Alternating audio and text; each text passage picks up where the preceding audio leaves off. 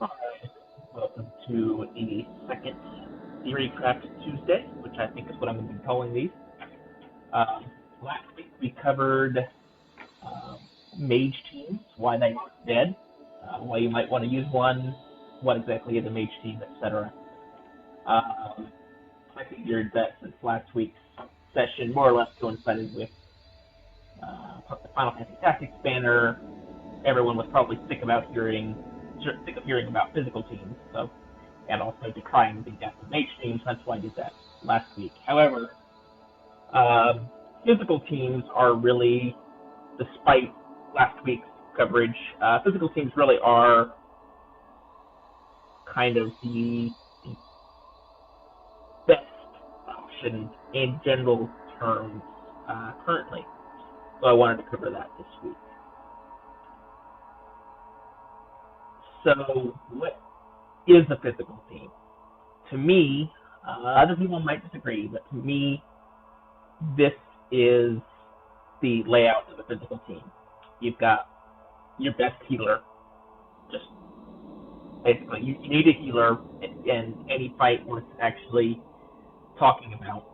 Um, you've got your three dedicated physical damage dealers, and then you've got a support. Support was something that I said was a maybe thing for a mage team.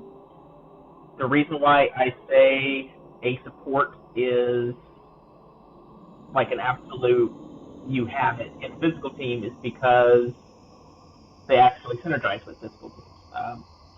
With a mage team, you have um, like your damage output is entirely like all your buffs and everything are dedicated towards dealing magical damage.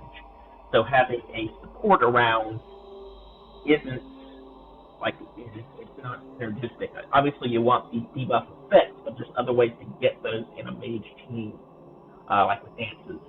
Um, and honestly, in a mage team, a lot of times dances aren't going to do that much less damage than support will do. Whereas in a physical team, using full break is often going to do 7 or 8,000 damage. Like it's an actual genuine damage ability in its own right. Um, and the additional debuffs that a full dedicated support provides is one of the big advantages in using a physical team. The healer, like I said, is obvious. Any fight you actually are like building a dedicated team around, you're gonna almost certainly gonna need healing, unless it's just a pure gimmick fight. And then the dedicated damage dealers, these guys, I do say dedicated damage dealers, but these guys are your primary damage dealers. You also do want to keep an eye out for other roles they can fill at the same time. Damage is their absolute primary responsibility, but hey, if you can slap on venom shot on one of them, then all the better. Um, and why this configuration? Basically, just because I consider the healers are a requirement. The support is not a strict requirement, but um, it's kind of like the optimal thing. And you only really need one support. If you have a dedicated damage dealer who can also bring breakdowns, that's excellent. But you don't want to dedicate 2 slots to characters who are only bringing breaks and breakdowns. That's too much.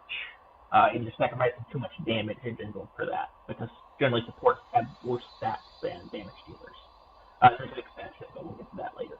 And then you want your dedicated damage dealers because that's their job. The job is to kill the boss, so you want as many people dealing damage as possible. All right, so that's what a physical team is. I don't think any of this comes as a surprise or really any kind of revelation of it, but I wanted to get the baseline in. So why? What are the advantages or the disadvantages of a physical team compared to a mage team or even a hybrid team, which we'll cover next week? So the advantages of a physical team are that it's less ability dependent, by which I mean that With a mage team, you're frequently going to want rank 4 abilities in your trait abilities in general, because once your mages run out of abilities, they're fucked. They will not do any damage whatsoever. With a physical team, if you have to, like if you run out of abilities, you can still, like your basic attack is still a 100 potency attack. It's not ideal, but it's also not like absolutely catastrophic. If the boss is on 5% health, as long as your heals last, you can do it with auto attacks if you have to. And backing up the less abilities dependent is that physical abilities just plain scale better currently. Physical abilities are more often, or either physical abilities are the only abilities currently that are multi-hit. Eventually summons will get buffed to be multi-hit, and will get meltdown, which is also a multi-hit single target engaged spell. But for the most part, the only abilities that are multi-hit are physical abilities. Also, the physical attack, like the damage formula, feels much better for physical attacks. Enemy defense is lower than resistance for the most part. This all adds up to physical abilities just dealing more damage, which again feeds back into being less ability dependent. With a mage, in order to do, say, 100,000 damage, you need to use 10 rounds worth of spells, if you're using abilities we don't have yet in global. For a physical character, you might be able to do that in 3 rounds. For a high attack, well-buffed character with beast range. So, like, you're just gonna deal more damage overall with equivalent gear and so on with a physical team. The other huge advantage to a physical team is that they have more utility and versatility options while dealing damage. Mages have a bunch of status effects they can do. There's more status effects that mages can do than physical characters can do. But unless you're counting bios 3% or 2% poison chance, you're not doing damage at the same time. With physical characters, you're doing damage and doing a debuff, and inflicting status effects, and stunning the target. They just don't have that option, except maybe in some super soul breaks and so on.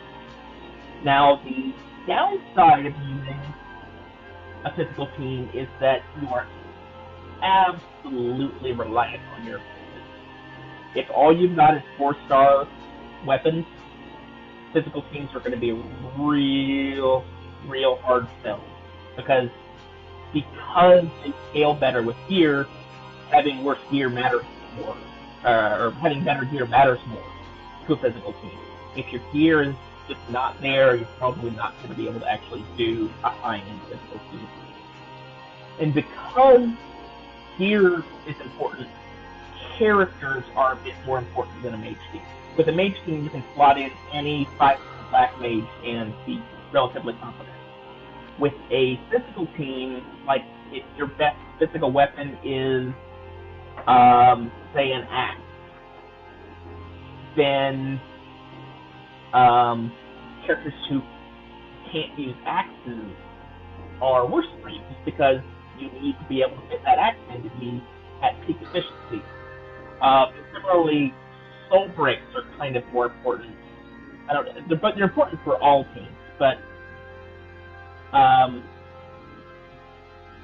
it's very important to have, to use the soul break characters you have, which again ties into equipment dependency. If you don't have soul break gear, most physical character soul breaks, default soul breaks are awful. They're 1 hit for 1.3 potency, which is not worth the charge time. It's just not a good idea. So really, this is the real big con to a physical team is you have to have the gear to support it. If you've got good gear, you can do a physical team even with fairly bad homes on your abilities. But if you've got bad gear, you might want to look at my YouTube channel and check the archive for my mage team, because it's much easier to do a mage team with bad gear.